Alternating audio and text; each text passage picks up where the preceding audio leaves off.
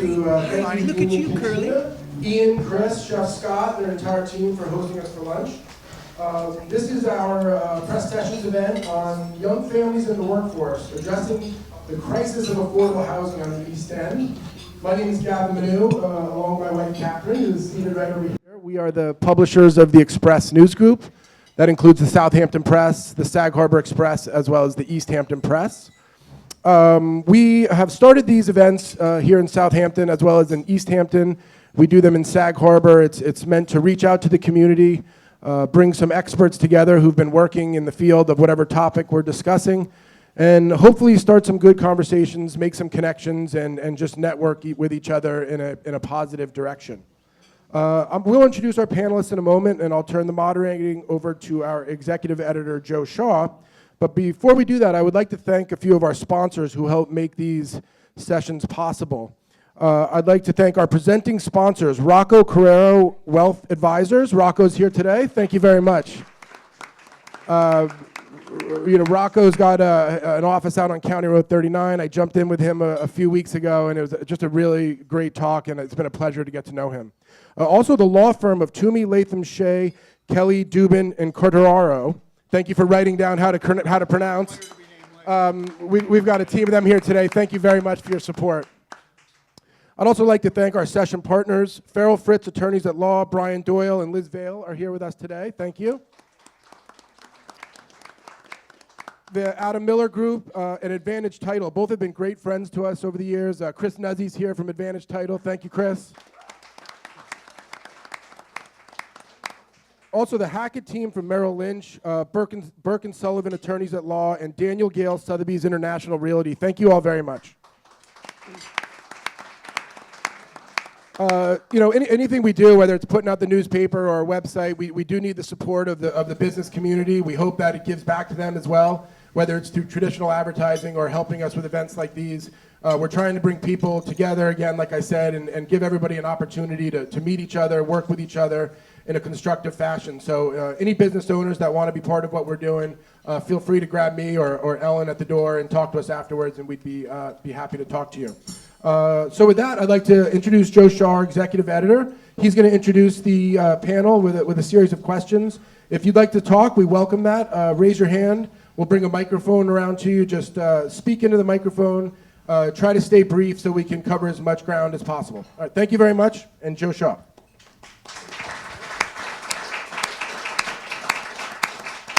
Thank you, everyone. Thank you for being here today. Pretty good crowd, it looks like. This is our second press session here at Union Cantina, and I am Joe Shaw, the executive editor of the Express News Group. I want to tell you that no topic, I've been with the press for 21 years, and I don't believe a topic has dominated the conversation for that entire period of time the way affordable housing has. There's been some progress on the fronts in both Southampton and East Hampton, but it's always a controversial topic, even though everybody seems to agree on the need for affordable housing. So what we're here to do today is to start the conversation anew, to try and figure out what the best strategies are for going forward and try and identify the places where we're getting friction and where we're not able to address it the way we need to. We're going to do that with a panel that we have up front, but I want to make sure everybody understands that press sessions are designed to be a conversation. And when I look around the room, there are a lot of people in the audience today who have bought tickets, who have plenty to say and plenty to add to the conversation. So I want to invite everybody to please take part in this. We're going to introduce the panel one by one, and each of them is going to answer one question that they've been provided in advance so they could prepare an answer for, just to introduce them to the crowd. But when we're done with that, we're going to immediately go to the audience for questions. And as Gavin said, please just raise your hand. We'll come over to you with the microphone. Try and keep your comments and questions as brief as you can.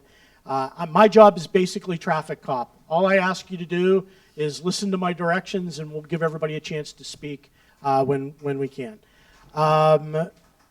So with that, we're also going to try and wrap up by 2 p.m., maybe even just a little before 2 p.m., because I know everybody has places to be on a Friday afternoon. So let's start the conversation, and let's do it at the far end of the table. We're going to come left to right. And first panel member is Jay Schneiderman, who, of course, is the Southampton Town Supervisor. Mr. Sure. So, Jay, Southampton Town is a community that regularly calls for more affordable housing, yet it also objects fervently when specific projects are pitched in their neighborhoods. It's happened in Tuckahoe and Spionk and in other places. What is the best way to overcome this obstacle as more money becomes available to do projects throughout the town? All right, thank you, Joe, and thank you for hosting. Thank you to Union Cantina and all of you who are attending. So yes, I think we've come a long way in terms of understanding the problem, and in the beginning, maybe it wasn't so well understood, but now we see it every day with the cost of housing and the traffic and all the other things. So I'm not going to speak to that issue, other than, how do we actually make it happen? Now that we know, we've all sort of agreed that we need to make it happen. So it really comes down to getting to yes. And I have a lot of experience in this. I was East Hampton supervisor, I was with the legislature for a number of years, and now as Southampton supervisor. So I want to use Spionk Commons a little bit as the case study, because we're moving people in pretty soon to the 38 units over there in Spionk. And Sandy Hollow, we have a ribbon cutting ceremony scheduled for next week. So we have built units. When I first came in as supervisor, and I asked for the inventory of affordable rental units, so I could see it, those that were non-age restricted, that the town had sponsored, and there was no inventory. There was not a single unit that anybody could show me. That was a real problem. So now we have a number of units that are happening. So with Spionk, the original proposal, and it seemed like a perfect piece of land. It was about roughly 4 acres, I could be off a little bit, right along the railroad tracks, next to a railroad station in the community of Spionk. So in the western portion of the town. It was blighted, it had some abandoned, dilapidated buildings there, and it just seemed like the perfect opportunity site. It was transit-oriented, people could get on the train, particularly now that we have the morning train, it's even better. So we had a good developer involved with Georgica Green, is it? Company? So they had proposed 51 units there, and they had federal tax credits all lined up, and it seemed like a great proposal. We went into the community, and there was a lot of concern. People felt they were concerned about traffic, they were concerned about density, school taxes, and there was this growing opposition to it. And I was actually getting pretty concerned that this, what seemed like a really easy one, was turning into an impossibility. So I was trying to watch on social media and seeing who was against this and why, and trying to understand it. And I realized that there were certain members of the community that were sort of leading the charge, bringing these concerns. So, one of those individuals, I got his phone number, I reached out, and I said, this was actually Craig Catalanoto, and I said, could we meet for a beer at Brewology? I'd like to talk about the project. And I don't even drink beer, so I had to kind of suffer through it. So tequila is more my style, but I pretended to like it because I needed to understand more. How do we get to yes? So we sat there at Brewology, and he expressed his concerns to me. He's in the room today. He expressed his concerns to me, and I understood them. They were basic real community concerns.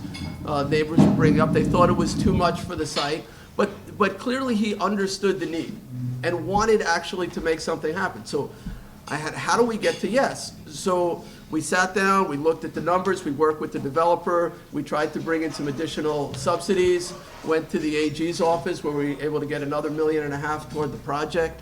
And we were able to bring it down from 51 to 38. And I still thought there was going to be opposition, but when we got to the final public hearing on the zone change, and I saw the same like 40 or 50 people in the room, and I was like, oh no, I got to get beat up here. One by one, they came up to speak, and they all spoke in favor of the project. So we really got from dead against to embracing it. So that was a big deal. So it's a lot of work, and I think part of the solution is not picking specific sites. Those are hard. They're always going to be hard. But spreading it out a little bit too, the accessory apartment legislation that we recently passed, where we can put apartments into houses or garages or basements in different parts of town. I know I'm getting the hook here, but I think that will make it a little bit easier. Whenever you have to go in front of a political body like a town board to change the zone, you're going to invite all the politics in. So I think we need to find ways that it's as of right you can build affordable housing. Okay, I want to circle back to a couple of those later on, especially Spionk as an example for how that was done. As you said, Craig's in the room tonight. I want to give him a chance to speak. Diana Weir, who is the town's Director of Housing. Round of applause. Diana, how can the town ensure that affordable housing becomes workforce housing, that it actually will benefit working families who are struggling to find a place to live where they work? If the units are meant for the workforce, but retired people are eligible under state and federal law, there are no guarantees that affordable housing developments will provide housing for local employees. Is there a solution to that dilemma? Well, thank you, and thank you everyone for being here in Union Cantina and the press group. Seniors, and I'm going to speak for myself and maybe a few people on this panel, are still working and part of the workforce. So I think that applies to many of us. But you said in your opening question that state and federal law prohibits us from discriminating against age of people like us. So we really cannot do anything unless we try to violate the law. However, as I mentioned, a lot of seniors are working, and they do have available senior affordable opportunities. The town has a project that is senior affordable, and we have 38 units there, I think, Kurt, 37 units there. I think one is for a manager office. So they do have opportunities. But again, as I mentioned, a lot of seniors are working. And working because they can't afford to, either stay in their homes or buy a home. And the seniors that want to downsize are seniors that want to stay because their family's here and they're probably going to be babysitting for their grandchildren so that their parents can go to work. So I don't think it's fair to kind of say seniors shouldn't be allowed to be in any type of workforce housing because of their age. And that's kind of like what I feel. Thank you. Can I ask you this? Is there a way to target housing for affordable housing, for workforce housing? Is there a way to do that? No, you cannot target by occupation. You can target seniors. Seniors are a protected class. Disabled individuals, whether developmentally or mobility impaired, are also a targeted class that you could have special privileges or programs or laws for them. But people that are unrestricted age, you cannot say we're only going to have housing for people that work at the hospital, or we're only going to have housing for not with federal funds or with government approval, because you go against fair housing legislation. So it's difficult to kind of target like that. Okay. Next on the panel is Ralph Fasano. Ralph, it might just be easier for you to introduce yourself. I don't want to butcher your title and your organization. Maybe tell us a little bit about your organization. Sure. My name is Ralph Fasano. I'm the Executive Director of Concern for Independent Living. We've been around since 1972, providing housing for people in the community. We have housing here in Suffolk, Nassau, Brooklyn, the Bronx, Queens, and I'm just very honored to be on this panel with my distinguished colleagues. Just adding a little bit to what Diana said about the question. Although there really isn't any specific targeting, there are income groups that are categorized for various different developments, and in some ways that does assure that there will be people who are working in the community because they need to meet those income levels. So that is one way of trying to ensure that workforce is represented in any various project. Okay, I do have a question for you too. As the head of an organization that develops affordable housing, what are the financial considerations that must be met before you're willing to commit to a project? Is increased density, which is often the biggest complaint from communities that will host these projects, a fiscal necessity to make those projects happen? Okay, thank you, Joe. So I'm just going to walk through a little bit about how these projects are financed, and just starting with how a project originates. And generally, people start thinking about projects when the state puts out an RFP under the Low-Income Housing Tax Credit Program. And so this is a program that's actually funded by the federal government. Each state gets an allocation of tax credits, and each state has a method for allocating those credits to various different projects. And so just a little facts here. So Long Island is 12% of the New York State population. Over the years, we've only gotten 4% of the low-income housing tax credits. And so we haven't really gotten our share of the funding that's allocated. And part of that, which we'll discuss throughout this, is it's very difficult to develop here. Some of the things that Jay said, in terms of zoning and not having as of right, that's an issue. But back to the financing. So that funding comes out, we start to look for sites, we try to secure a site, and it often costs money to secure a site, either in option agreements, down payments, working with an owner. Securing the site has to be for a fairly long period of time. It's not a standard real estate transaction where you go out and 3 months later you close. It's a year, 18 months, sometimes over 2 years that you have to hold on to a site. So that sometimes becomes costly. You have to go out and hire an architect, attorneys, engineers to help design the site. And the further you can get that along, the more chance you have of getting the funding. And then you apply for the funding, you wait several months for the state to come back, and either you get it or you don't. About 1 out of every 4 applications gets funded. So it's very, very competitive, and it's costly. It costs about $100,000 to put together an application. So then you get the award, and you continue to work with the community, you continue to work. It's never enough in itself, so you have to raise other funding. So many of our projects have county funding involved, various different state agencies in New York City, city funding, and some grants. We've gotten grants from Home Depot for the veterans projects that we've worked with. And altogether, it takes raising about 25 to, some of our projects have cost $60 or $70 million. And holding that funding together while you're getting all of your approvals. And one of the things that's difficult here on Long Island is what Jay addressed is if you don't have as of right, then you have to go through a zoning process, which could take 18 months to 2 years or longer. And so you've got to hold it all together while that process is taking place. And it's challenging. And what the state does is they choose developers who have experience doing this, who have a track record, who always get it done. And so we're fortunate to have that reputation with the state, which is why we've been successful with our developments. And the track record is really important, not just for the individual developer, but for the locality that is getting the funding. So people know it's notoriously difficult to develop on Long Island, and even more difficult in different areas of Long Island. So when the state's picking applications, they're making a decision. Wow, is that locality really friendly to what we do? Should we invest our dollars there, or should we go someplace where it's easier? And that's where I think we need to work on convincing the state that we are friendlier, and we need to increase that 4% up to the 12% which we deserve.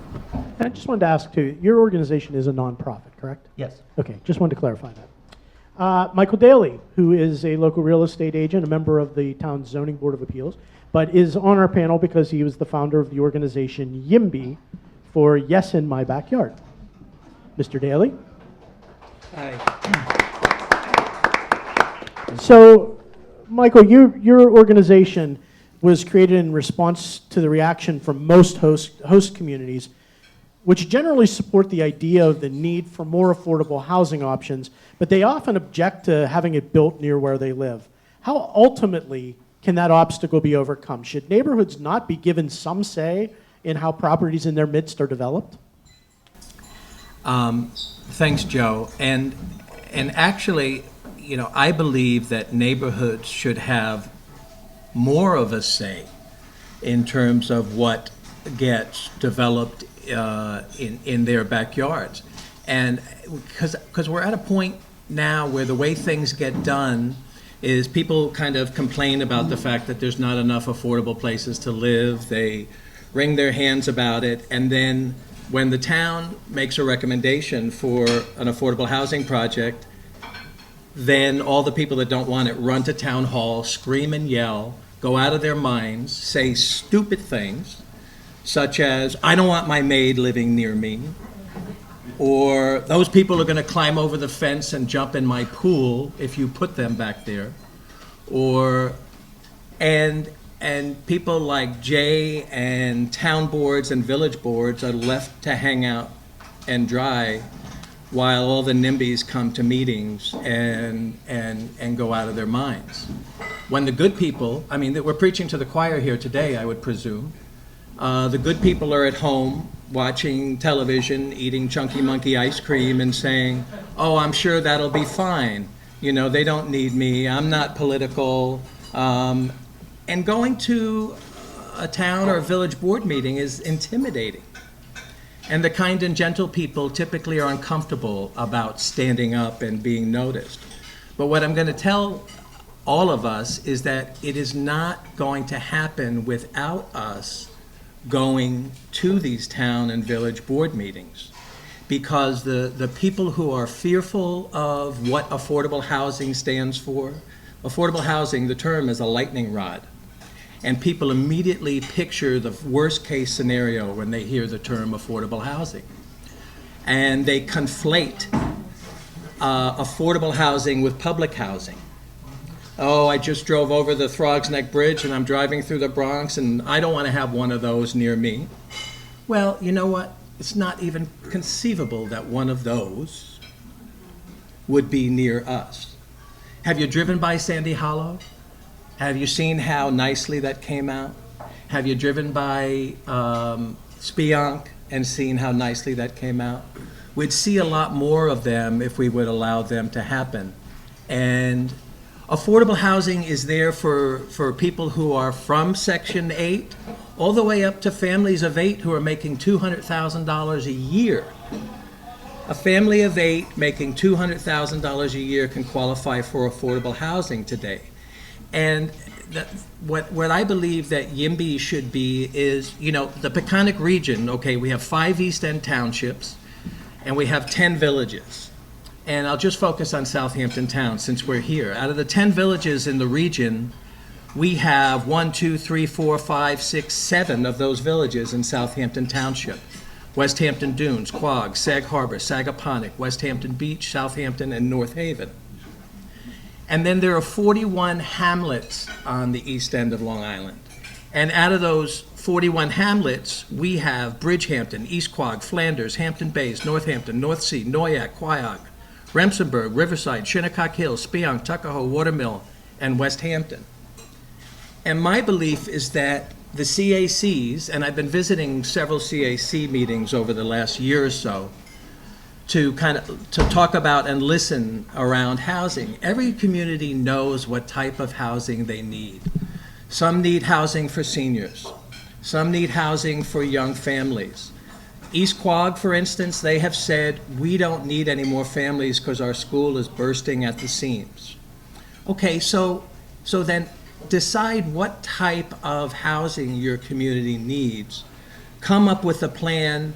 And rather than waiting for the town to drop a project on your community, go to the town, go to Diana's office, come to town board meetings, and express the type of support that you do want in your community. Get in front of it, be proactive around it rather than being reactive and worrying what's going to get dropped on your community. Nothing should be dropped on your community, but you should have a voice in what type of housing support you want for your community, because we have parents living with children that don't have extra rooms. We have brothers living in sisters' basements. We have kids living in garages. We're really at a breaking point, and we're bleeding our own local people who can't afford to live here anymore. So we have to arrive at the tipping point, and we have to get proactive. And I would encourage every CAC and every local community to have a discussion around the type of housing that you feel you need in your community, and then come to Diana's office or your village office and start that conversation and see what kind of resources are available to help you. Okay, thank you, Michael. Last but not least, Assemblyman Fred Thiel, to my right.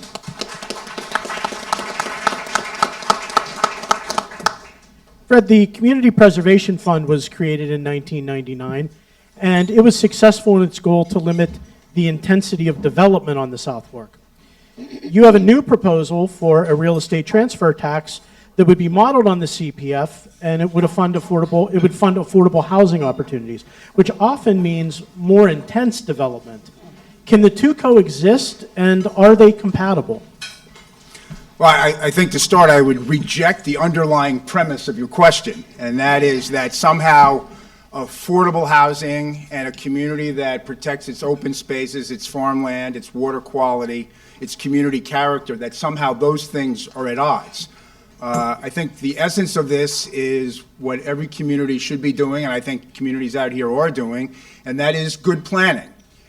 Every town has a comprehensive plan. Every village has a comprehensive plan. And if you look at those comprehensive plans, there are many sections to them. There are many chapters. And those plans are designed to locate the areas in your town or village. What areas need to be protected? Where are the wetlands? Where are the watersheds? Where's the farmland? Where are the historic sites? What are the areas that need to be protected? Where are the areas where we should be promoting more business opportunities, where we should be having industrial or light industrial uses? Where should the affordable housing go in the community? What are the areas, where the infrastructure will support that? And every town has one of those comprehensive plans. Every village has one of them. And a good comprehensive plan, those sections aren't at odds with each other. Those sections complement each other. Because whether you're rich or poor, if you live in this community, you should be able to find a place to live. You should have clean drinking water. You should be able to get to work. You should have a place to shop. You should have a place nearby where you can get a job. So the idea that having programs or tools that help both affordable housing and protecting the environment and water quality are at odds, I simply don't buy that. From the state's perspective, I think our role here is the towns really have the primary responsibility for their comprehensive plan. They do zoning, they do land use, they're making the major decisions with regard to what their community looks like. The state and the role that I think we play is to provide them with the tools that they need to be able to implement their plans. And the Community Preservation Fund helps to accomplish one aspect of that plan, and this, the additional, the program for a fund for affordable housing would assist in trying to provide them to implement another aspect of the plan. And yes, we are following that model of the Community Preservation Fund because it was successful. We're trying to, you're not going to create more affordable housing, and you're not going to improve housing opportunities without money.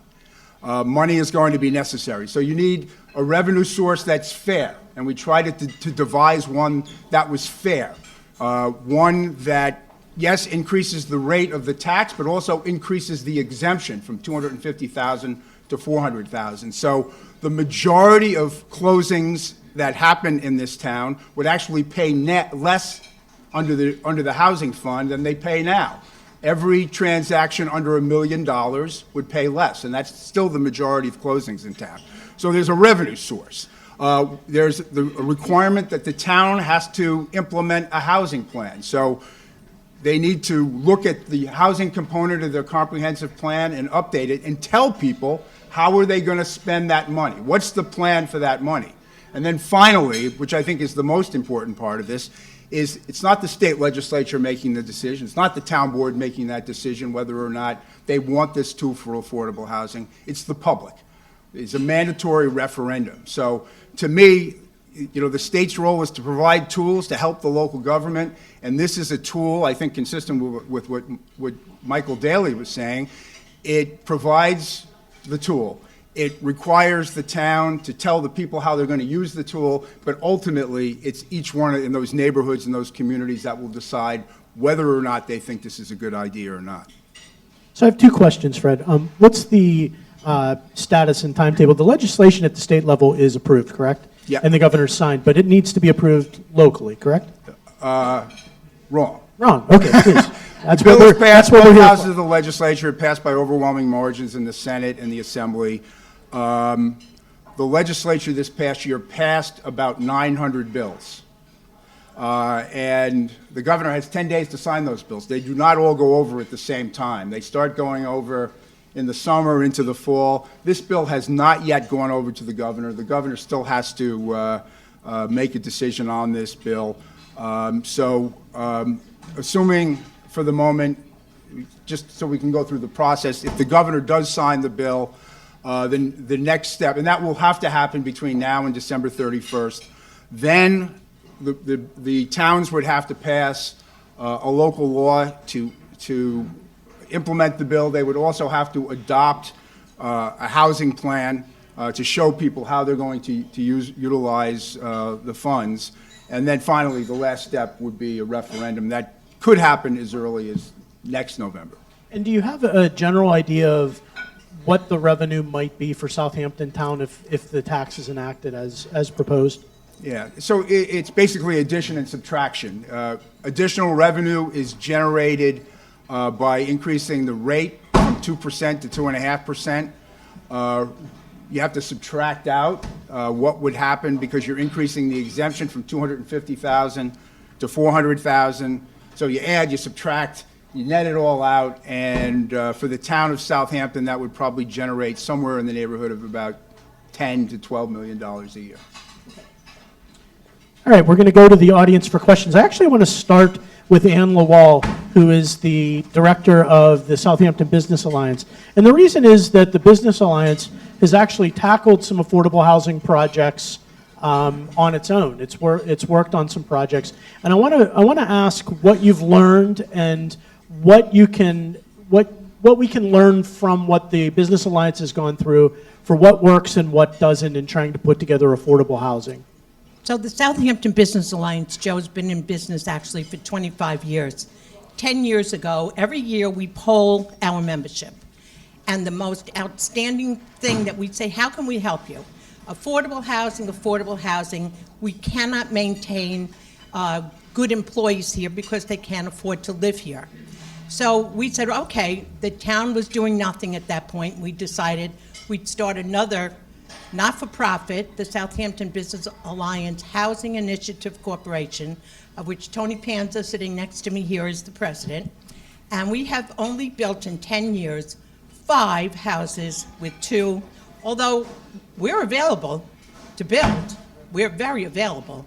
But the frustration of going through the process with the town and with the community is making it very slow. So we now feel that we have not made a significant impact, which bothers us because we want to, support our membership. And we are now going out of that business because of the frustration, and a couple of us are retiring because we've been around so long, like Diana, hey, we're done. But at this point, we probably are going, we have money. And so we're going to try to help people.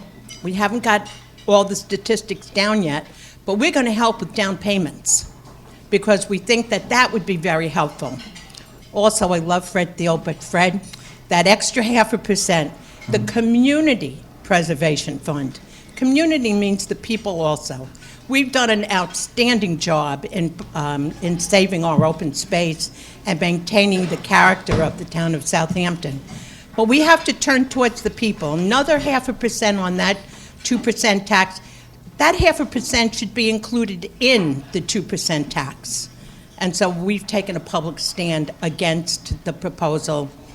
And yes, I'm going to give Fred a chance to respond. Yes, Yeah. okay. And, we sat down with the Long Island builders with this bill, Yes. and met with Mitch Pally. That's one of the reasons why the exemption goes up from 250,000 to 400,000. We had heard that employee housing was a major concern. We included express provisions so that public-private partnerships can occur with regard to employee housing. So, we think we've tried to address some of the concerns, at least that Mitch raised. But the idea that somehow there is extra money laying around in the Community Preservation Fund that's unspoken for, that you can do this within the existing 2%, is just a fallacy. It just isn't true. I mean, the program now is land and water. It's land preservation and water quality improvement projects, and that 2% is devoted to the environment. Number one, I don't think the voters would want to change that. Number two is that we don't have enough money to do the things that need to be done now with regard to land preservation and water quality. The town's front-loaded a lot of the Community Preservation Fund to buy the land before it disappeared. They have, and Jake can probably speak to this too, they've got to pay off the debt service for that. Water quality is becoming a burgeoning part of the Community Preservation Fund. We could get out of the land business, spend every nickel we have for water quality improvements, and we wouldn't have enough money under the Community Preservation Fund. So, you know, again, we're going to let the voters decide. You know, they get to choose, but you know, if I thought that, you know, there were large surpluses laying around that the town had for water quality and environment, but they don't exist. And again, you know, you're right, it is community, and that's why with the increase in the exemption, which hadn't been increased for 20 years, you know, I think it's important part of this that often gets overlooked, that, you know, reducing the closing costs for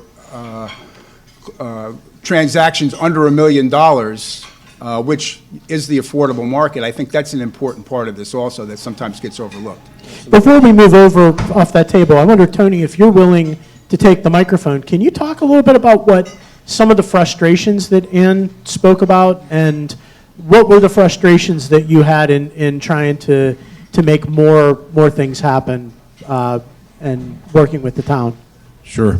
Again, my name is Tony Panza. I guess the point I would like to make is that when we were formed in 2008, our decision, that was done with Skip Heaney.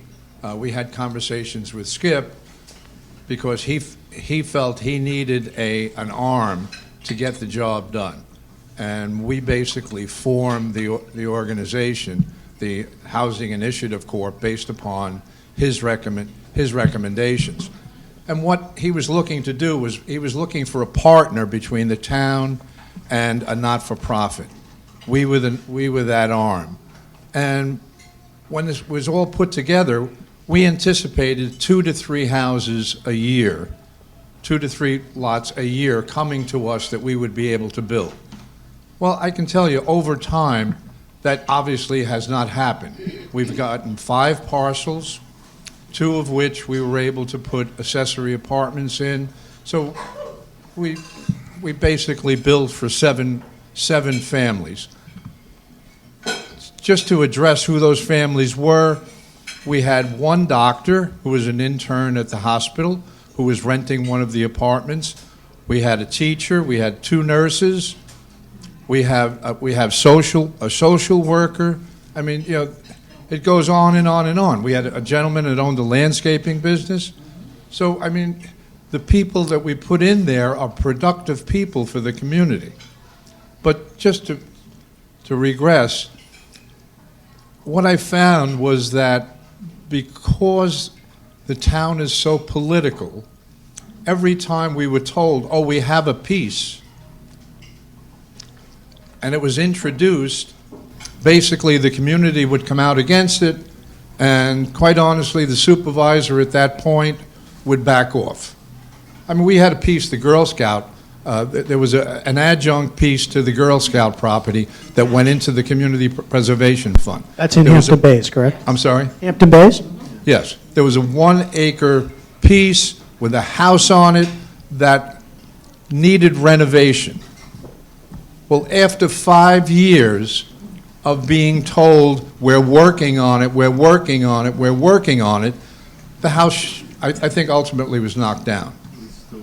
Or it's still there, but it should be knocked down Yes. because it's no longer buildable. So, I think if I could make one recommendation, is that it's taken out of the hands, and you excuse me for doing this, of politicians, and basically the land or whatever has to be put into a committee, a subgroup, that's, maybe created by the town, however, can't be controlled by the town, that basically doesn't have to listen to the community, as if they know they're doing the right thing. If we're putting a project together, well then, let's do it. And let that committee work towards its end. And I think more and more projects will be completed. Let me ask Diana, you were nodding. Do you want to field that? Is that a fair view? How has it changed? In several ways. The town created a community housing opportunity fund years ago and bonded for about $3 million. They did purchase several parcels, including that parcel without the CPF fund that was in that little corner that was going to be used. But there had to be a subdivision process to remove it from the rest of the parcel. Believe it or not, that still hasn't been done. I think I'm finishing it now. For the subdivision. Yes. We were Yes. willing to pay I remember. survey the 50-some-odd acres. Yes. And do the subdivision, so that can't be an excuse. But it hasn't been subdivided as of today. We're going to be subdividing it probably in the next few months. So what happens is with the change of administrations, and that's the way government is on Long Island, you get a new supervisor, new board members, their priorities are different, and things just don't happen. The Press property is another property that the town purchased. It would be a nice affordable housing up on McGee, near where the two parcels that you guys built were part of that Press property. And they're beautiful. I mean, those are some of the prettiest houses I've seen. I'd live in one tomorrow. It's nicer than my house.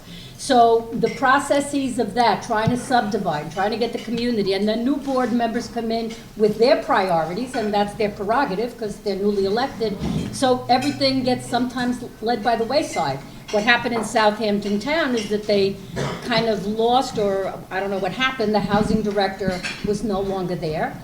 And you had a period of about 8 years where there was no real housing for that type of information. I mean, you do have the Section 8 program. There were a lot of 72H properties that the Housing Authority built throughout, with some properties that were given to them. But it's never enough. And again, the priorities change, and you have to understand how government works sometimes and doesn't work, because things do fall through the cracks. And hopefully that's what we've been trying to do now. We have a very aggressive and supportive board who is doing a lot to bring more affordable housing, including that accessory apartment legislation.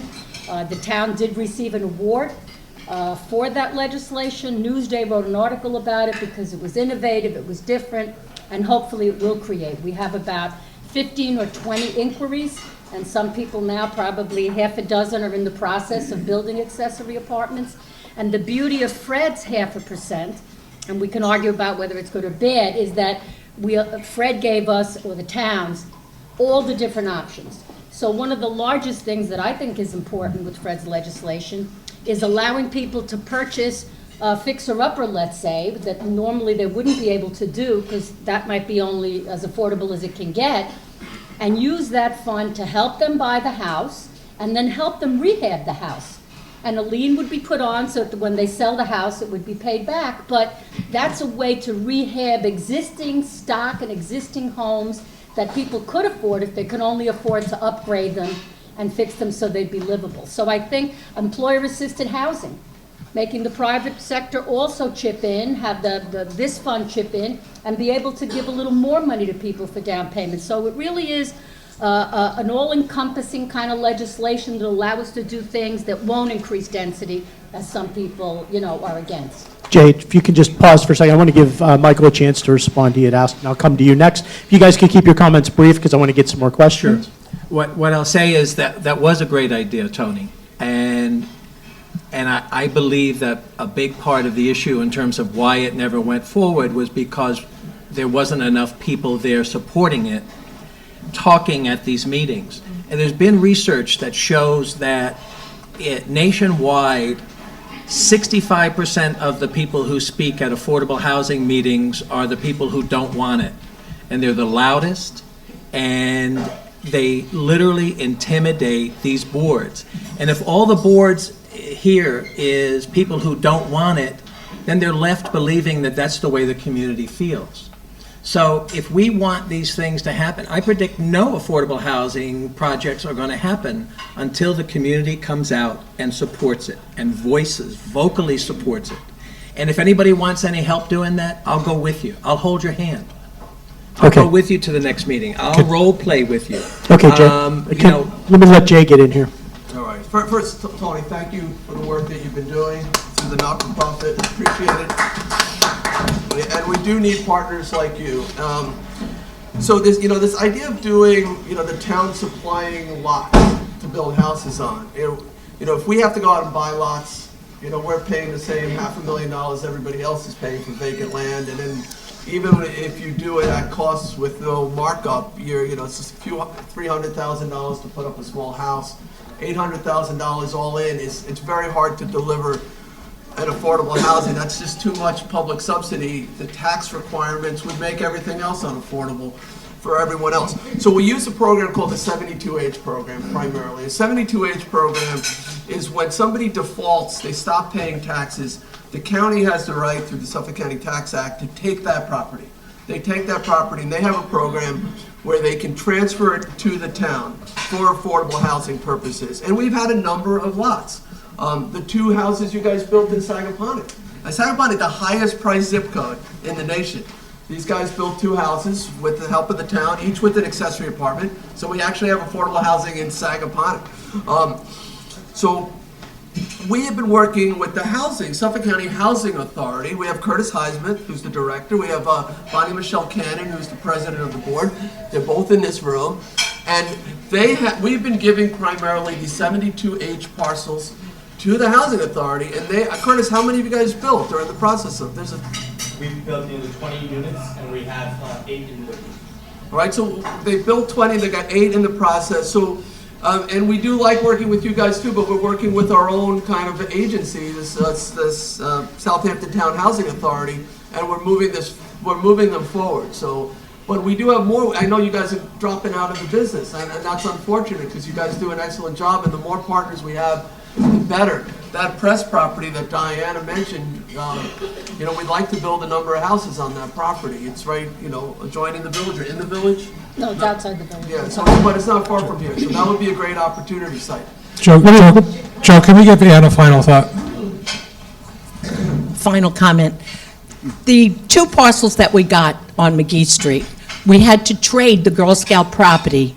It became so problematic with the community that we had to give it back to the town, and we held them up for the 2 parcels on McGee Street in order to do that project. That shouldn't be. So somehow there has to be maybe legislation, and I know I agree with Michael Daly that everyone has to be involved in the process, and I just love these sessions so that the community has a chance to tell you how they're feeling and what the feedback is going to be. We're on the precipice of building a new hospital. Right now, Southampton Hospital has doctors living in the dorm at Southampton College because there's nowhere for them to live. Robert Ross, who's community development at the hospital, recently put on Facebook, we need to build an apartment building. And I didn't see any negative. Somehow we have to bite the bullet, and Curtis, I know you guys have been at it for years. 20 doesn't cut it.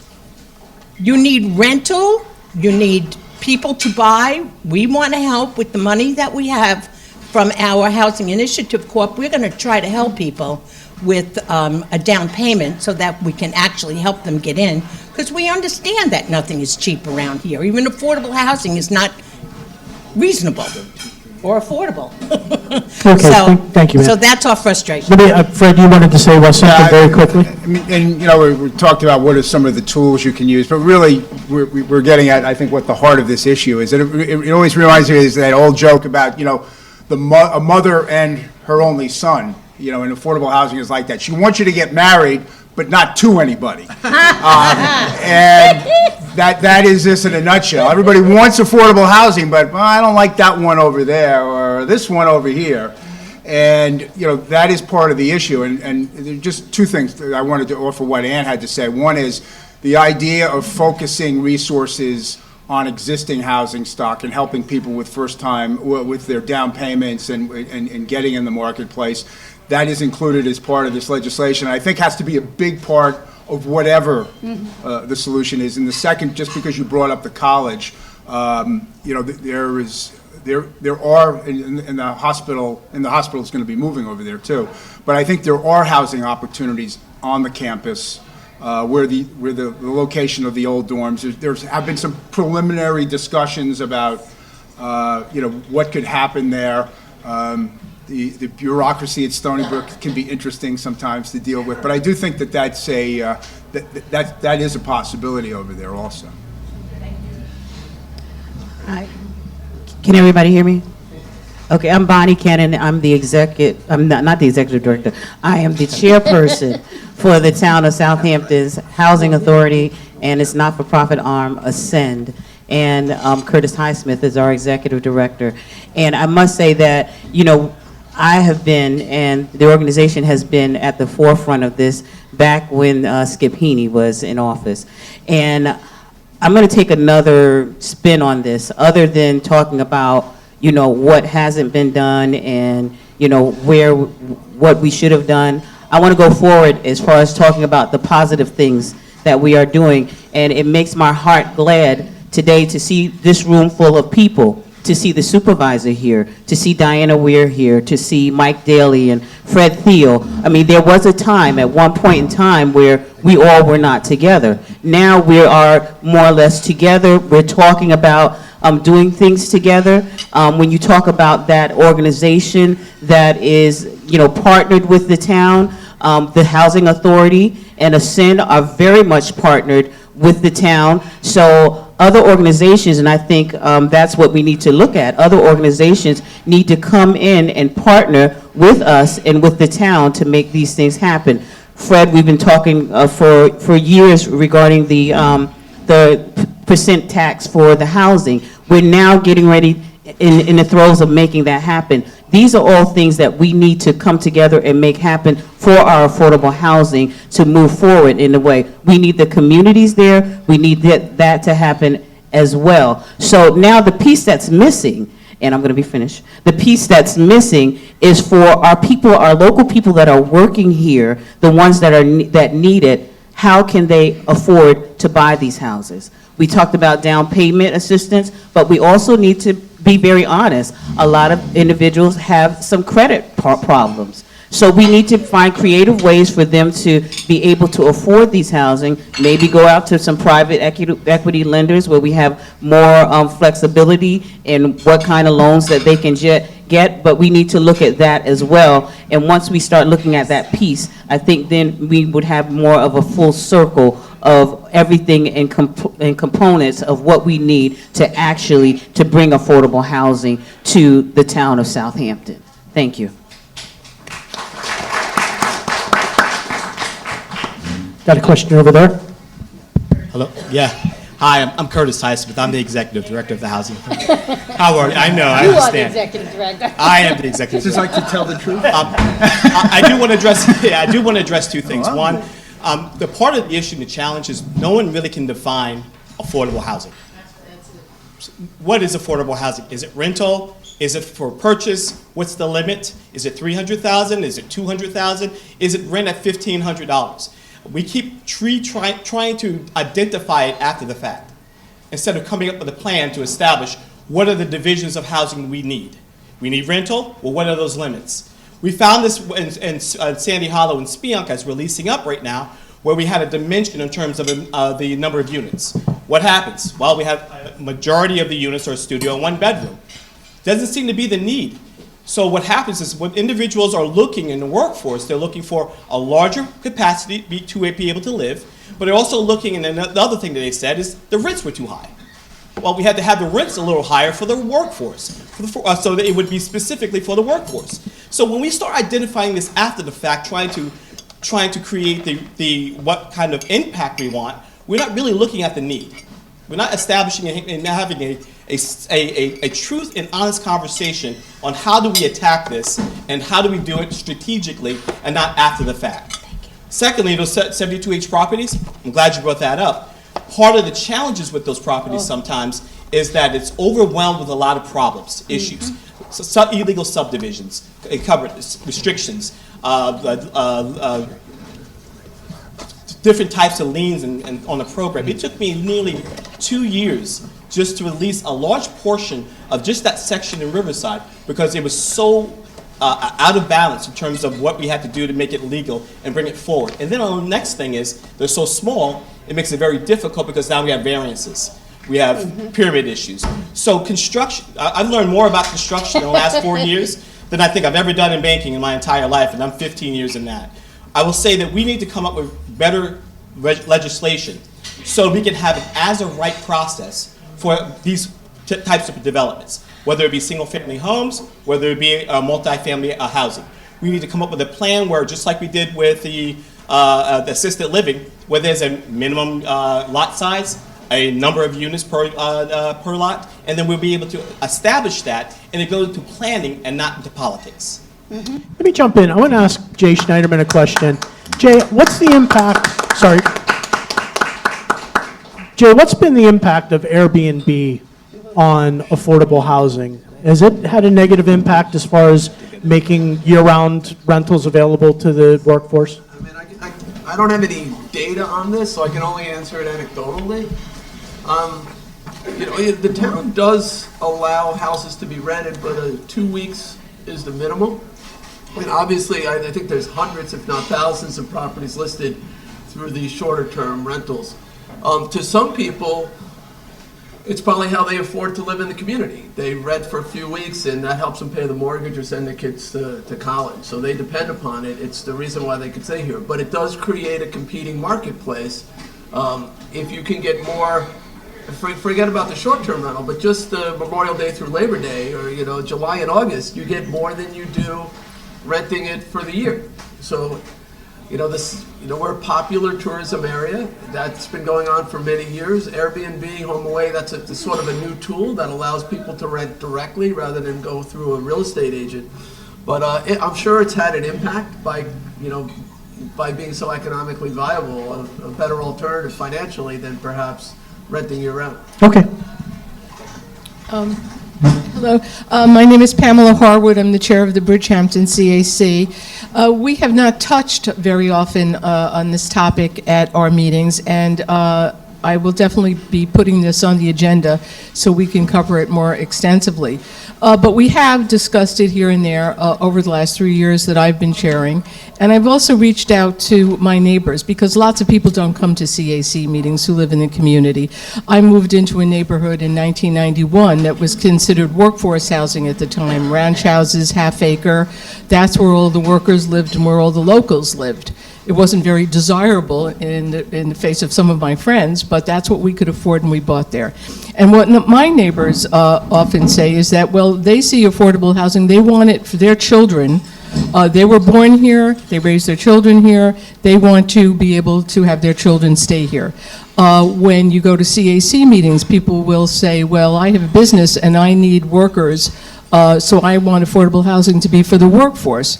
Well, it turns out that one of the best explanations of this was in an editorial in the Southampton Press, where you said just that. There are so many different definitions of what is affordable housing, but mainly who is eligible for it and who is it being built for. Is it for people who've been born here but now can't afford to live here? Is it for just workers to work at gardens and garden conservancies or whatever, so they can have workers? Who is it for? There's a terrible lack of elder housing here, of independent living, senior living. Peconic Landing, you have to go to the North Fork for a lot of people. But if you're taking any kind of, it's my understanding that if you're taking any kind of government money, and Diana, you said that before, you cannot be picky-choosy about who is eligible. You cannot necessarily say this is only for workforce. This is only if you've been born here and want to stay here. When I went on the town's website, there were all kinds of things on the application. Are you a veteran? Are you over 55? Are you disabled? Do you live and work in the town of Southampton? So I think it would help our conversations at the CAC if we were to know who is housing being built for? Does it live up to what you want it to be for, or what a person over here wants it to be for? And that would help a great deal. I wonder if I could get Mr. Fasano into this conversation. One of the conversations surrounding your proposal for the project just outside Southampton Village is this concern that it will be affordable housing and housing for veterans, but it will be open to the entire state, and it may bring in people to live there rather than easing the problems locally. Can you address that? How does... I'll address it generally. I'm not going to specifically talk about that project since we're in negotiations with the sellers. I think this goes back to what Fred said before. There's no perfect project that pleases everyone and houses every population that everyone wants to be housed. And there are, as Diana was saying, there are laws that are centered around fair housing that give people access to apply for the housing. Having said that, we should be doing housing. We should be doing an array of housing, what Curtis said. There's no one type. What is it? Let's define what we want as a community, and let's try to target the different populations. It's not going to be perfect. It's not every square peg is going to fit in a square hole. There's problems with it. But the thing is to work with developers who have a responsible track record of doing what they say they're going to do, visit their sites, are their properties maintained properly, and do they serve populations that deserve the housing, that are good for the community, that need the housing? And I think that's one way of protecting the community, but you're never going to get it perfect. You're never going to say, we just want housing for our children who can't afford to live here. My daughter and her family still live in my basement. I'm a housing specialist. I haven't figured out yet how to get them to move. But it's just that there's no perfect solution to it. The thing is just let's build good housing. Let's build an array of good housing, and people will come towards it. Okay, Jay, you wanted to say something really quick? The one thing I didn't answer, though. I didn't answer. Yeah, okay. I hear the fear. People are going to come from Queens, and they're going to come from far away, and they can apply from anywhere in the country. It's not been our experience. After the last meeting I had where there was a lot of talk about Queens, I went back to all the Long Island housing we've developed, not one Queens application. I want to echo what Ralph is saying too, because there's this assumption that because there's federal money or there's subsidies from different agencies, that the list is going to be open to anyone, and there'll be people who have no connection to this area moving in.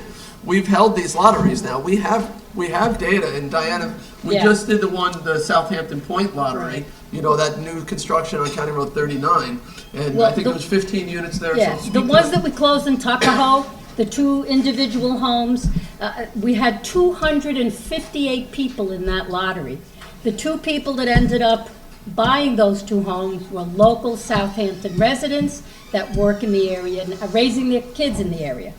The Southampton Point development, we had 15 affordable units out of 50, and the lottery there was, I think, 278 people in that lottery. The 15 units, 10 of them were sold to people who lived in Southampton town. 2 were people who lived in East Hampton town, probably work here, but I consider that one area in my own mind. And the other 3, one was from Manorville, which again is, within a certain radius. People want to live within 50 miles of their job. That's generic. So they're not going to come from further out to live here if they're working more than 50 miles. 1 from Manorville, 1 from Ridge, and 1 from East Patchogue. Can I ask you this, Diana? Within 50 miles of this area, and those 3 probably work here, maybe a nurse, a doctor. The ones that are in Sagaponack, the 2 renters are local people. One whose father works in the town, and he's a landscaper, and his wife is an attendant at the school, a student aide, whatever they call them. And then the homeowners, one is a nurse who works at the hospital and has a second job at the schools, and the other house is going to be up for sale soon. So can I ask you this, Diana? When you get 200 or 300 applicants, how many of those applicants are from outside the radius that you're talking about? I'll tell you about our list. We have over 1,000 people on our housing registry. Of that housing registry, probably 92% are local. Okay. The others might be North Fork. I mean, as a region. They're working here, they're living here, they're raising their kids here. So that myth has to be busted somehow because the statistics don't show it. Okay. And when we're done with the units at Sandy Hollow and Spionk, I will have better statistics. But the statistics show that they're mostly going to go to local. It's a great point. Over here. So my name is Charlie McCardle, and I have to say that when the program started, it didn't have federal money, or maybe it had federal money, but it was truly only open to town residents. I have 4 children. I put them in the lottery every time. Those houses, Ann, were beautiful down on Tuckahoe. So my youngest son, who works 3 jobs in the town, grew up in the town, was, I think, 115 in the lottery for the project they just spoke about.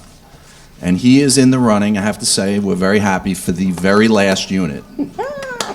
So my question is, I understand you have these statistics, and we go to these things, and it is disheartening when somebody from another state wins the lottery. And when you win the lottery, you don't win the lottery, you just go first. Yeah, you know? exactly. They do go through a lot of people to get the criteria that's written on the application really doesn't really mean much because those questions don't increase your odds, even if you met every one of them, because it's a lottery. So my question is, Fred, do you think at one point with this new legislation, although I'm not in favor of increased taxes, that there'll be a point where, like the land preservation money, that we could do this without having federal money, where it would be open just to town residents? Because clearly, there is no criteria for you to say they're town residents with the federal money. You could talk about workforce housing, but you honestly can't enforce that they work in the town because you have federal money.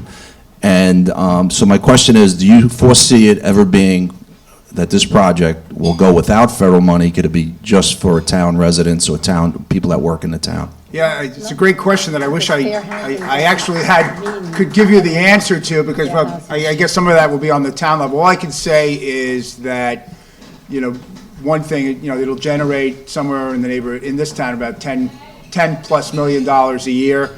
Not only that, with the first-time assistance for first-time home buyer, that money recycles back. If you help a first-time home buyer and then they sell, part of that money comes back to the town. So, I mean, it is sustaining. But I think ultimately, whether the town or any of the towns want to take the federal money or the state money, which does have that restriction about being open to the state, I mean, that's going to be a local decision. And but obviously, I would say this, I've watched the towns try to do this, and it's not unlike what open space was, or land preservation was like 30 years ago, is that, we'd buy a piece here, we'd do a bond issue over there, and you just couldn't keep pace. And now you've got, the towns that, they'll do a project in Spionk, or they'll do a project in North Sea, and they'll get some of the state money or the federal money to do it. But, I would say this, again, the decision ultimately would be the towns, but the resources that can get generated from this, I think, over a 10-year period are going to dwarf what you could expect to get from the state and the federal government. Fred, So I think it's going to become certainly a larger part. Can I ask you, Fred, just to clarify over here, if the town money is solely used with no state or federal money for a project, does that change the rules? No. Can I answer that? Please, Diana. Fair housing has nothing to do with funding. Yes, if you take federal money, it might require an income level. So if we take home funds from the federal government, we can only use that money to house people at 80% or less. If you use state money or it's Sony Mae mortgage, it can go to 130. Fair housing has nothing to do with funding. Fair housing has to do with discrimination. It's a federal law. A real estate agent can be fined under fair housing if they steer people to different communities. Has nothing to do with money, has to do with discrimination and how you select people to go into a home. For what it's worth, Diana, The table from the law firm all nodded in agreement, so I think we have confirmation. No, because look. Because, yes, I think you're on solid ground there. If you have discrimination in the workplace, that has nothing to do with how the workplace is funded. It could be a private workplace, but if you're discriminating, and that's part of Title VI, Title IX, Title I, Title II, ADA, it has all to do with federal law on discrimination. So that's a little Got it. further explanation. Glad we clarified that. Okay, you had a question? I do. I've heard people talk about 20 units here and 2 units there and maybe 5 units here. And I heard you talk about a number of people that are on your housing registry. Yes. But is there any overall estimation of what the need is? Yes. What's the need for studios? What's the need for 1 bedrooms? What's the need for 2 bedrooms, from tip to toe of Southampton town? So yeah, let me start this, because when I was at the legislature, we commissioned a study, a Suffolk County Workforce Housing Needs Assessment study. It was very detailed. It was with Rutgers University, and they drilled down into all the census data. They looked at cost burden units. They looked at substandard units, didn't have proper plumbing or heating. And they broke it down on a town-by-town or census tract-by-census tract basis. And this was published in 2008. You can still find it online. So it's over 10 years now. And I think Southampton's numbers were something like we needed 5,000 units or something like that. It was a big number. 6,000, John is saying, Councilman Bouvier. And that was in 2008. And it said just basically to keep pace, to keep things from getting worse. The yearly number was like a couple hundred units. So we're not getting there. We're not doing it. This is a crisis, and we need creative solutions. Obviously, if Fred's legislation goes through, we'll have a pot of money that we can use. That'll make a big difference. And we're doing everything we can to open up tools for as-of-right development, like the accessory apartment law. But if anybody else wants to speak in terms of the metrics or the data on the need, Diana? I went to a Suffolk County Planning Commission meeting on Wednesday, and we had the same panel discussion, and there is a newly published report, and I'm going to get a copy of it because they just mentioned it there, and I don't know if it was the Libby, Long Island Builders Institute, or Newsday, or the Roush Foundation that gives statistics. So when I get that, I will put it on my website, hopefully for everybody to look at. But the need is tremendous. And cost burden, as Jay said, I don't know if you understand how that's done in the United States census tracts. If you're paying more than 50% of your income for your housing, you're considered cost burdened. Normally, you should pay about 30% of your annual income for housing. So many people are cost burdens. Even people that currently have a home are paying more than 50% of their income to maintain that home and all the ancillary things that you need, your gas, electric, heat. I think that study showed at least 90,000 homeowners in Suffolk County were in this cost burden category. So it's extreme. After-tax income or Actually, can I add pre-tax? Can I add a point to that as well? I can tell you from our experience when we hire reporters who are the kind of young professionals that I think most communities want to try and attract. One of the things we're discovering is that most of them would qualify for the affordable housing, but they can't afford the rent, and it's largely because the calculation doesn't include the overwhelming student loan debt that they carry. Exactly. It's not factored into the calculation whatsoever. So our reporters are an example of a group of people that I think are out there that are young people who qualify technically, but can't afford the affordable housing even. And I think that's a problem. It's just an observation. I don't know if anybody has any thoughts about Exactly right. whether that can become part of it. Yes, Walter, you had a question. Oh, thank you, Joe. My name's Walter Dean. I'm a Southampton resident. I am very concerned as this plan to put 60 units on less than 5 acres is being pushed through this village with little community input. As planned, this would be the largest and most dense new development on the entire South Fork, with no concern as to its environmental impact. I am a member in good standing, and in some cases an officer, of 7 Southampton organizations, and not one of them has been solicited for comment to my knowledge or been given any information about this proposal, despite what is being written in the press. I am in favor of workforce housing. The residents of Southampton Village are in favor of workforce housing. We are all in favor of affordable housing. No one that I know or associate with feels any differently, to my knowledge.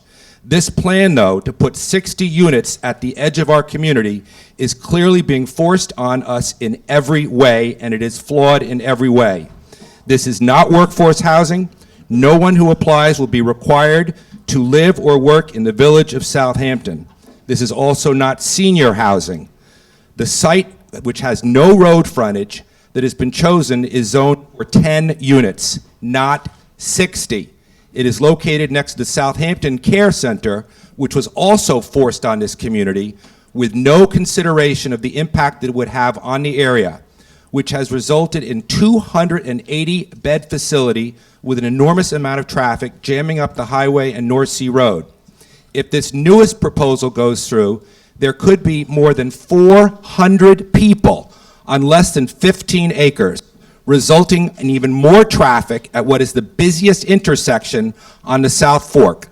This is more dense than some urban neighborhoods. Why is this being considered? I see a lot of Yes, pages there. we have a very fragile, I'm almost done, we have a very fragile ecosystem here. It is unconscionable that such density would be pushed through without concern for the environment or traffic and the resulting negative impact it would have on our quality of life. Last thing.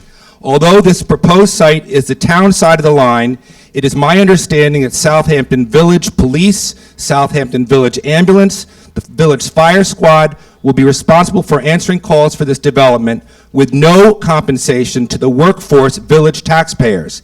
How is this fair to the current workforce homeowners who are already struggling to pay taxes and who would surely pay more taxes as a result of this? This so-called affordable housing will make the village less affordable for those of us who are here.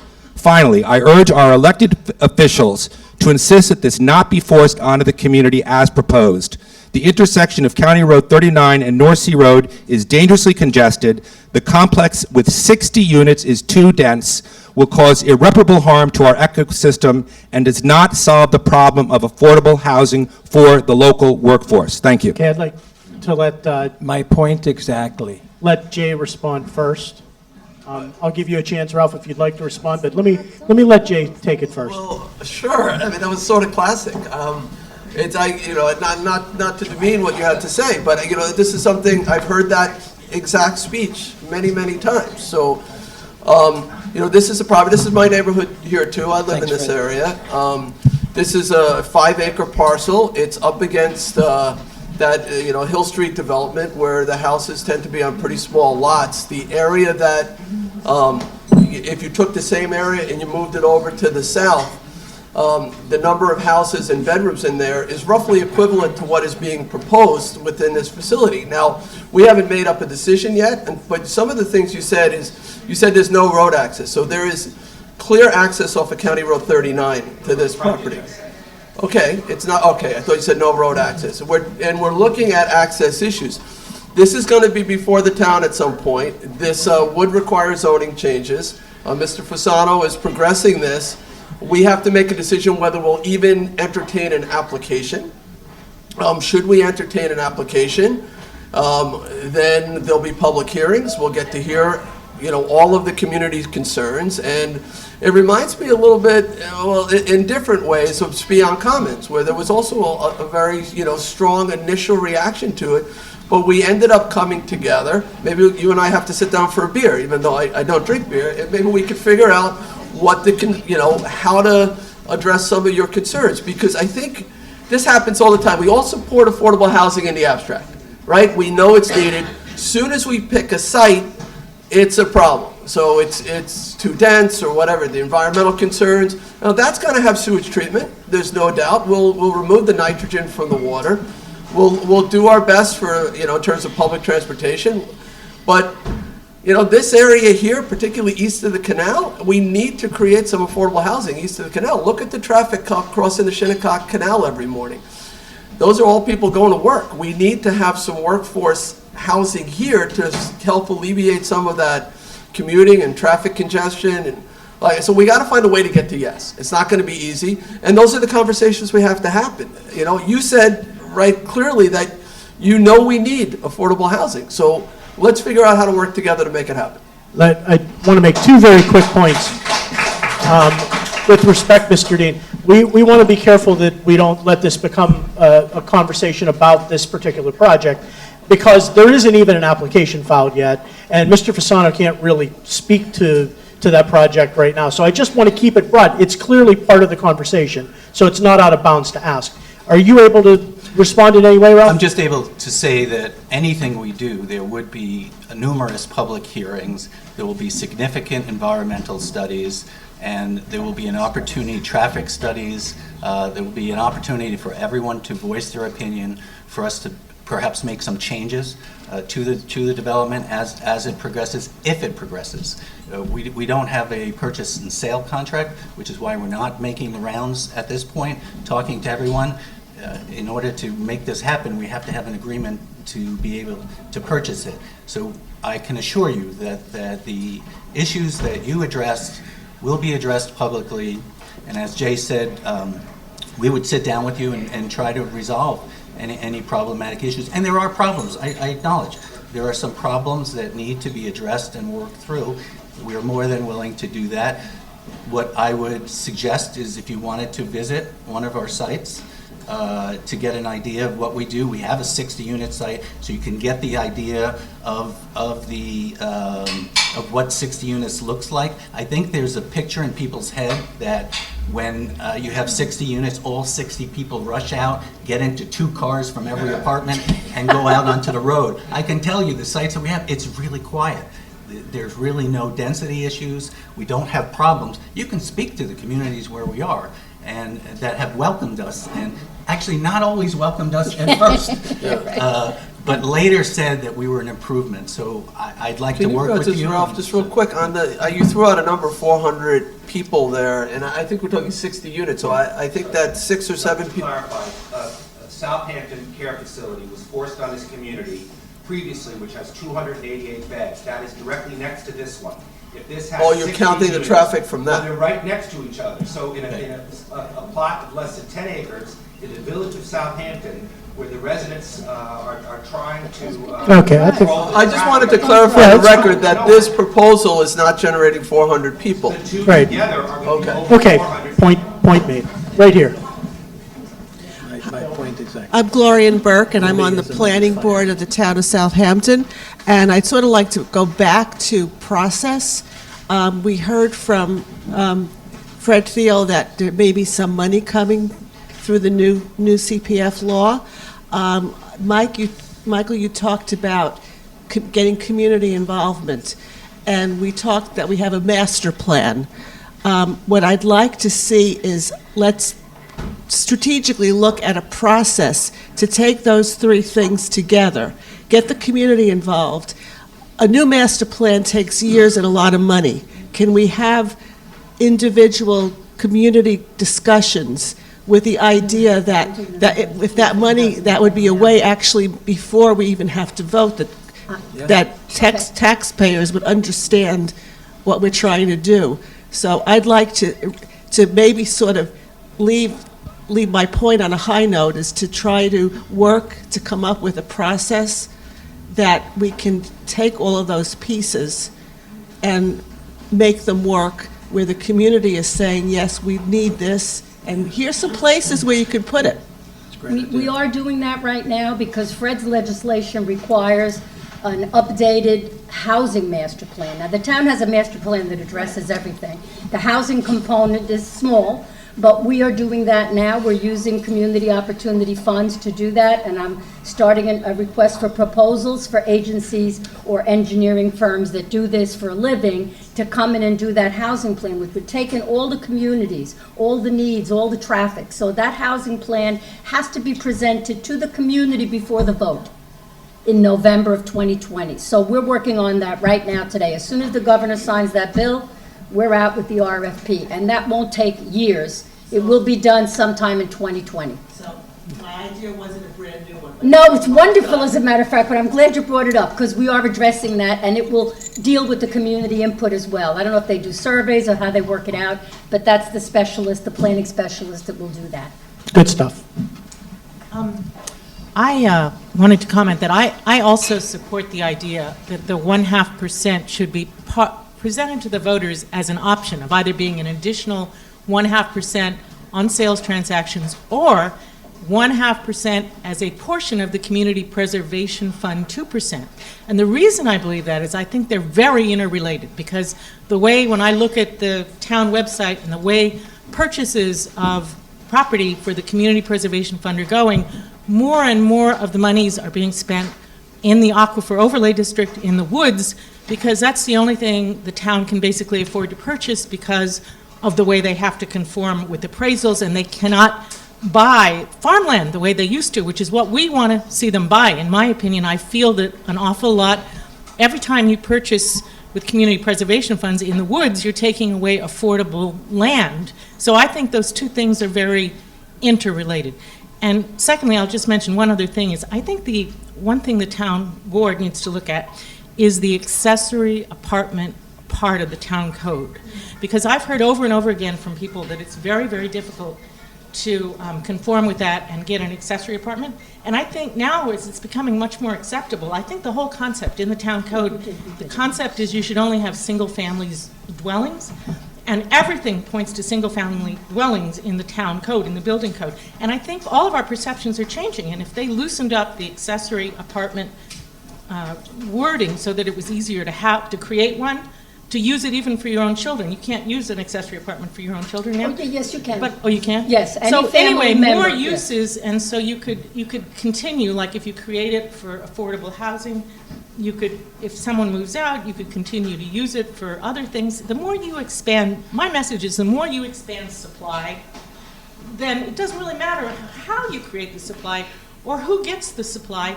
It means there's more housing units and prices are going to go down. Can I ask Jay to address the accessory apartments and townhouses and? Yeah, we did exactly that. So we have a new law. So prior to the new law, anyone could build an accessory apartment as long as they had 3/4 of an acre of land. And it just turns out that the larger pieces of land like that, they typically don't need the extra income, because it's a, more expensive property. They're further from the downtown, so you don't have, you're not in walking distance to public transportation or shopping and things like that. So we wanted to say you could build an accessory apartment on a smaller lot, provided it's affordable. So we put a restriction in that applies to any lot now. Anyone who wants to build an accessory apartment, half acre or larger, can do it, as long as the rent meets our standards and the person using it is income qualified. And I think we have further to go with this program. We did win an award for it, and we have a number of people who are coming in. But I think the town, particularly if Fred's legislation goes through, we can use that as a tool to maybe build that apartment so somebody doesn't have to lay out any money. And if they drop out of the program, they'll have to pay us back, but as long as they stay in the program, we can look at, and this may also require state legislation, some incentive, tax incentive. Maybe, we give a property tax reduction to volunteers in our fire and ambulance. Maybe we could do something similar for somebody who puts in a community benefit affordable housing unit. So I think we can incentivize this program. We could certainly streamline it to make it as easy as possible, and maybe even identify those parcels that are good candidates. So if you have a senior, maybe living alone, maybe the kids have, gone off to college, started lives of their own, didn't come back to the area, could be a 4-bedroom house, that senior's living on a fixed income. A portion of that house could be an apartment. We could potentially build that apartment. That senior now gets a steady revenue stream, has somebody maybe to help with mowing the lawn or taking out the garbage, and the person in it now has an affordable rental opportunity to stay within the community where they work and the community they love. So I think it's a home run, and it doesn't have to come in front of the town board or zoning board to get permission where you might get a no. You just go in and you file your permit and you get your apartment. So. No, I'm just saying that we changed it from needing 3/4 of an acre to half an acre. So we've opened up, thousands more properties for eligibility. But we said anyone who puts one in, it's now all of them have to be affordable. So you can't, if you have a single family home and you want to create an apartment as a summer rental, no, you can't do that. You can't do that. But you could do that before. That's fine, Key, if you want your kids to live in the apartment? Yes, they have to be owner occupied, the owner has to live there year round, and the tenant has to live there year round. The issue is not to have transient things happening in a residential area. So all of those things were addressed. I mean, maybe we could tweak it a little more, but it did comply with a lot of the things that we needed to happen and still have the owner there to monitor the home as well. Again, the funding and Fred's law gives the town all those options. So if I'm a senior, I do live alone, and if I wanted to build an accessory apartment or do it within my house, put in a bathroom, a kitchen, I might not be able to afford $50,000 or $60,000 to do that. Fred's legislation would allow us to do that, so you wouldn't have to build another house somewhere. It would be right in a residential area where it's allowed and help a homeowner, like Jay said. So all those things, that fund would allow us to have those options to help any homeowner who wants to provide a housing for anybody I'm going to give else. Mr. Daly a chance to quickly respond. Yeah, what I wanted to say is, as a member of the ZBA, we meet twice a month, and I can't remember the last time we had a meeting where there wasn't someone with a variance application in front of us for an accessory apartment. So there are lots of people who may not exactly meet the requirements or the standards who are still coming and asking for variance requests on that, and it's a popular request for our board. It's really interesting to know how many have been created since this legislation has changed. Well, the legislation just passed in January of 2019. Since accessory apartment legislation passed originally in 2003, which is quite a long time ago, about 219 accessory apartments were built. A lot of them for family. There were no affordability restrictions. This was what happened since 2003 to now. Now they will be required to be affordable. And let's face it, the reason we say that is because of the Airbnb and the summer rentals, but somebody renting a two-bedroom apartment or a one-bedroom or studio in somebody's house, they're not going to be able to charge a tremendous amount of rent. I mean, it's a small apartment. So in reality, it probably would be affordable anyway without any restriction, but we felt it would be appropriate to make sure that we were able to guarantee that for the people who need it. Whether it's a senior who lives alone now and wants to sell their house and downsize, maybe they'll move in with somebody and they don't need a huge space. So there's a lot of people, whether they're seniors or young or married or single or with kids, everybody can use affordable when they make that type of money. They can't afford $1 million for a house. I do want to clarify one point before we move on. We've lost Assemblyman Thiel. He had another engagement. The proposal about putting up for a vote whether you take that 0.5% out of the CPF or do it in addition. Jay, maybe you can speak to this. I don't think that'll be an option, right? No. The state legislation. Understood. I just want to make clear, though, I don't know that the state legislation will allow that to happen. It's just Okay. straight the way. That is not the proposal. This is Assemblyman Thiel's legislation. I wish you were here to answer that. Yeah, I can't speak for him. But it would add another 0.5%. I know that the 2% people feared that was going to change the real estate market or hurt the real estate market. We have probably the best real estate market in the country, so it clearly did not hurt our real estate market. And creating all this common land certainly, has added value to everybody's property. If we could sort of solve this puzzle of affordable housing so that we could keep our school teachers here and our nurses and social workers, I think that actually would add value to our properties as well. So, you lose a sense of community when your workforce can't live here. Absolutely. I'm going to let this gentleman over here answer. I'll come that way next, I promise. Hi, my name is Greg Seeley. I'm not a politician, but I want to thank Mr. Daly. Came in here very negatively about this meeting, and you opened with what was definitely a bright view, starting the meeting for me. So thank you very much. It was fantastic to hear you, and the remaining board, of course. Everything you're saying is fantastic. As I'm mostly on the fence about affordable housing, you're bringing up some really valuable points that goes to speak with what Mr. Daly originally said is we don't know. And it's just, we're all starting to get on board. So the fact is, it's like, it's not a project, and that's, I think you had spoken earlier, about projects. But controls are important. You can't let it go rampant. Accessory apartment law changed recently that you did, Mr. Schmidt, I can't say it, sorry, nervous. Anyway, you have to have some controls, limits. You can't let it go rampant. There's got to be some level of easing it into the communities, especially smaller communities, ones that are very fragile. Mine is East Quogue, and we only have 3,000 residents, approximately 1,600 homes to freight the bill for a growth in school population. Adding 60 units, as the gentleman over here mentioned, in our neighborhood is a $2.4 million increase in the school at 1.9 kids per household. So there's relative facts that we have to stay fiscally responsible and reasonable about how we move forward with that type of housing. So the accessory apartments, there's got to be some limits per area, per capita, per all those. Yeah, that's actually in the legislation. So we basically said that the accessory apartment, that liberalization of that law is only available in communities where the population density is less than 500 people per square mile. So East Quogue doesn't qualify for the program, Hampton Bays. So the areas where you have lower density tends to be the most expensive areas where we really need to create the affordable housing.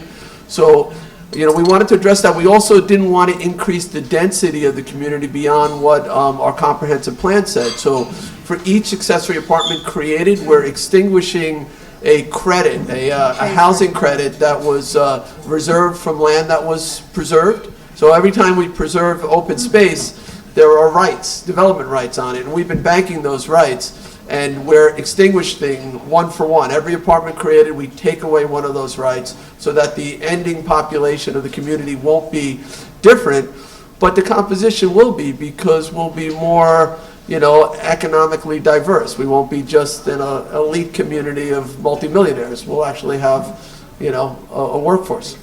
I will. So the biggest problem I have with the concept of affordable housing or workforce housing is it's a one-time deal. So we're subsidizing an investment in housing that only benefits the first buyer, and it's not a recurring event. Yes, it is. It is. Every home that's purchased, I'll give you, for example, Sagaponic, because that's a real expensive area. We sold those homes for about $350,000. They have an accessory apartment. At the closing, we put on what is called a buyer benefit mortgage. So you paid $350,000, the house is worth $1 million. We put a $650,000 lien on that house so that you can't sell it the next day or the next year or 5 years later and make $1 million, and that house is gone. What happens is now when you go to sell that house, if you try to do it without the town's involvement, that lien will show up and you will not be able to sell it until you come to the town. When you come to the town, we tell you, yes, you can sell it. You're going to get equity according to the Consumer Price Index. You get all your down payment, any improvements that you made to the house up to about $25,000. You get all that back, but it's got to stay affordable, and we will give you a buyer, or you can find a buyer who fits the criteria at that time. So 10 years from now, if the house is now worth $450,000, that's probably what the income levels are going to be for an affordable, and you can sell it at $450,000. So there are and have been restrictions since 2008 on the resale of affordable homes. They're too hard to get, too hard to build. And Diana, perpetual. The proposal with the new legislation and the transfer tax would actually expand that idea, correct, into using existing housing stock and do a similar kind of a program. Exactly, Okay. I think that's it. Yes, no, actually, let me go to Ashley back in the background here. All right, thanks, Joe. Appreciate Yeah. it. Hi. We'll get you next. Ashley from the Spur. I haven't heard much discussion about young families around. A lot of it's been about the affordable housing, so I want to just kind of bring up some stuff from around the young family angle. I've got 3 young kids. All have been at Southampton Elementary School here, just up the road, for the last 6 years. My oldest daughter, who's 10, just went to the middle school, and I went to a presentation a few weeks ago by the school. I just wanted to share what the impact of this affordable housing is having on school children. So 5 years ago, there were 150 kids started 5th grade at the elementary school, at the middle school. This year, it was 98 in 5 years.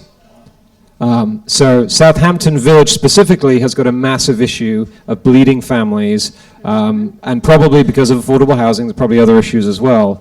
But a counter statistic that I just learned last week is that the schools in Sag Harbor, fabulous school, as are the Southampton ones. In fact, the Southampton outperforms the Sag Harbor schools, but nobody actually knows that fact. In Sag Harbor, I have friends who are not able to pay the $20,000 for being out of Sag Harbor because they're too full. and they're having to rent apartments in Sag Harbor. Even though they live in Southampton, they're renting apartments in Sag Harbor to get their kids guaranteed into the school because they can't pay them to be in the school. So, two interesting statistics. I don't have any kind of answers. I just wanted to share that, talk about what's happening with young families. Is this area has a reputation issue for its school for some reason. I don't know why. It's a fabulous school. Our kids tested incredibly well. They've had a wonderful time there. But there is a big issue with families, and hopefully affordable housing can change to bring more families here who can spend money all year round and help boost the economy. That's it. I just wanted to make one point, if I could, just to remind everyone. First-time home buyers do not pay the 2% tax. So there is not that impact upon sale. But that wasn't mentioned, so I just thought I'd add that in. Okay, I got a couple of questions over here. We're going to have to start thinking about wrapping up here shortly. Kimberly? To the point that someone made at the Southampton Business Alliance with regard to expanding supply, it would seem to me that we have a large existing inventory of apartments that have been here for many, many decades. As a matter of fact, we uncovered 100 apartments within a 3-block radius right here from the movie theater down all the way to Little Plains. When we spoke to some of these landlords, however, there's been a very interesting shift to their approach as a landlord. What used to be affordable year-round housing is now being shifted to summer only with a winter rental, which makes that person's life miserable when it comes May because they have to find a place for the summer. And then in the summer, they're commuting from JFK. But what we are seeing more of, and what many people have indicated, is that they're only renting to second homeowners, creating Airbnbs, or becoming small hotels. Many of them are remote landlords. So I wondered, to all the very smart people in this room, what marketing for awareness, benchmarking, or incentives are out there to take our already existing inventory and shift it back? Is there a way to try and get into reversing that trend of people taking their affordable housing out of the year-round rental market? Is there some mechanism to do that at the municipal level? Not if there are private property rights. I mean, there's only so much you can do. And if it's owned by a private person and they're selling it, what can you do? You're on the village trustee board. Is there a law that could be passed? I mean, we would What love about to hear tax of any. incentives? Is that an option? Is a tax Possibly. I incentive? mean, there could be a role for government to step in and, and buy affordability easements from these properties that would require them to stay affordable. You'd be paying the homeowners some amount of money. So, they would have some upfront money, but then they would be stuck in the program and they'd have to provide an affordable unit. I think East Hampton may have done something similar, buying affordability easements on properties to do that. In terms of tax incentives, well, we can't create tax incentives, but the state can give us the authority. So, if the state gave us some authority to lower somebody's property taxes, if they were in a program, that required it to be affordable, I think that could be a good thing. I think people might take advantage of it. You have to kind of change the economics. I mean, you could try to come in from the government side and ban it, but I think most homeowners want certain rights to their property, and they want that flexibility. So you have to turn the economics in favor of affordability and give them incentives. Interesting. Bill, you have another question over there? We're Final gonna wrap up question. here shortly. Good to see you. I just wanted to make a comment about what the gentleman said about Sag Harbor, how people want to be in Sag Harbor. It's full of life. Sorry. Sag Harbor is full of life. It's where people want to be. If you were to look at affordable housing as part of a dashboard of what makes a community healthy, it's not a healthy benchmark. And to your point, it's all about the economy. So you've got to look at that much bigger piece and start adjusting those levers, to your point, about what you can change. And there's things you can change. I would not be for an additional tax. I would not be for additional regulation. It all makes things worse. That's why we're here. Too much tinkering, way too much. I want to get one last question over here. There's a gentleman. I'll give you 1 second for a final thought too, Bonnie. Craig Catalanato is here, And he was involved very heavily in the Spion Commons project, which I believe you started out sort of on the opposition to that, correct? And ended up part of the conversation. What did we learn from the Spion Commons project about how we might be able to move forward in a positive way and actually get things done? So the Spion Commons application is actually the story of willing partners. So my community was concerned about density. It wasn't just the Spion Commons application. There were two others at the same time. We actually, from the onset, said we were for affordability. Just build it as of right. And the town said there's no funding model. And we said, that's not true. So we went to the Housing Authority. Housing Authority said there's no funding model. We said, that's not true. Then we went to Georgia Green. And we said there's no funding model. And they said, that's not true. And what we found out was there was no funding model. So we had to do some soul searching. We had a very creative town supervisor in Jay Schneiderman that reached out and said, hey, let's work together on this. And after we came up with this 38-unit compromise and looking at other parcels in our town that some actually qualified for CPF, one was purchased for open space, it all came together. So all the willing partners actually came in and said, let's get this done. And as Jay mentioned earlier, it was about 100 people at that last town hearing. And they all went up and said, we're good. So the other thing I want to close with, if you don't mind, is what these affordable units are going to bring in terms of the economy of my town. We have a pizza store, we have a bagel store, hair salons, some gas stations. We have 72 new neighbors coming in, all of which are going to use the surrounding stores and the surrounding services. If you look around our towns, we can all see our main streets are struggling. If they're struggling, why would we not want to look at different models and say, hey, it might be a good idea to bring in some people here that are going to use our main streets, as opposed to just come out in the summertime and leave. And then all we have here is tumbleweeds and a myriad of problems that we're not really sure how to fix. Affordable housing is one of those fixes, in my opinion. And furthermore, Spionk and Sandy Hollow, they are going to offer us success models that we're going to be able to point to and say, guess what, folks? You have nothing to be afraid of. These are our neighbors. They're part of our community. Thank you.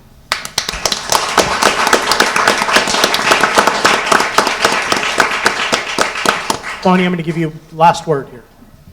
Just wanted to just piggyback on what he said. See what can be done when we all come together. And that was the comment that I had made earlier, as far as us coming together, us working together and making it happen. So where can you come together? I just wanted to put out that the Town of Southampton Housing Authority and Ascend, we have our monthly board meetings. Usually we have an open period where people can come and comment and nobody's there. So I invite everyone that wants to please come, because we're talking about all of these issues monthly at our monthly meetings. We have our housing liaison here, John Bouvier, who is here. John, raise your hand. Raise your hand, sir. John is here. And so we're talking about these things monthly so we can continue the conversations not only at the town, but at our Town of Southampton Housing Authority meetings. We welcome you. We can all do this together, and I'm excited. Thank you. Okay, and I will close on that. Excuse me, John. Squeeze past you. I think that's the point of the press sessions as well, is to try and spark these conversations and bring people together in a room and get the discussion started. But I think it's an important point that they have to be picked up and carried forward by the community and by our elected officials. So happy to do it, and I will tell you that first, I want to thank everybody who sat on the panel today. I think they were a terrific panel. If we could give you a round of applause. I want to thank CTV for recording, and they will be broadcasting the event. And also Union Cantina, who treats us very well, hosting the sessions here.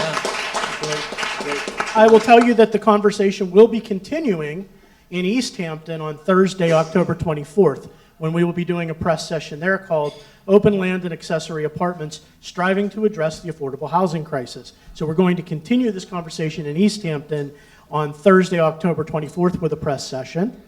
We have some other sessions coming up, one in West Hampton Beach on November 7th, and one in Sag Harbor on Friday, the 18th, about the Sag Harbor Cinema. So I hope you'll join us for all those. Gavin, did you want to close? Thank you to all of our sponsors. Thank you to everybody who came out today. I think it was a really interesting discussion. We will try and keep that conversation going. Thank you very much. B-A-N-B, B-A-N-B.